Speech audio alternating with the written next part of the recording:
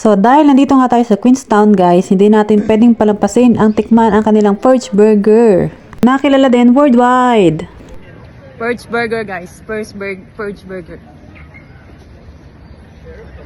So pagdating pa nga lang namin guys, kitang-kita na kagad namin ang haba ng pila. Dahil dinadayo talaga to guys. Ito ang Perch Burger na nag-start noong 2000. Pero hanggang ngayon guys ay patok pa rin siya sa mga turista at mga local. Kaya naman pinipilahan talaga siya guys. So bago ka makakain, kailangan mong pumila ng mahabang pila katulad ng ginagawa namin ngayon guys. So nakikita nyo, tirik yung araw guys, pero yung weather dyan ngayon ay malamig siya kaya naka-coat kami.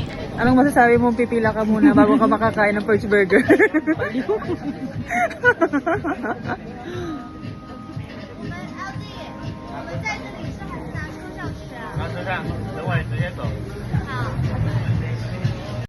Sa loob nga din pala guys, ng restaurant nila ay makikita mo yung mga pictures ng mga celebrities katulad nila Ed Sheeran at iba pang mga content creator at vloggers na kumain na at na-try na din ang burger na to.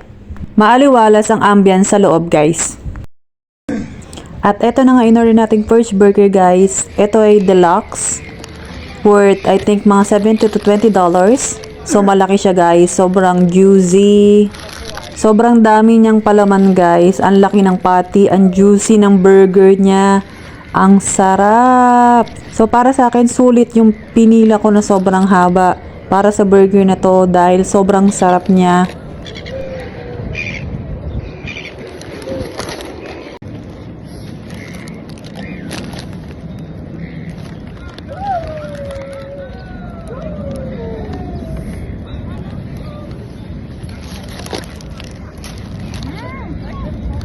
Sarap. Sarap.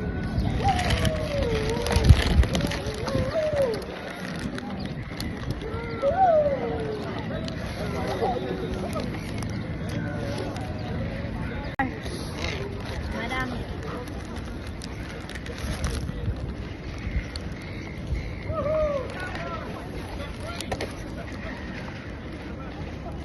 Doon na tayo, doon tayo. Madami.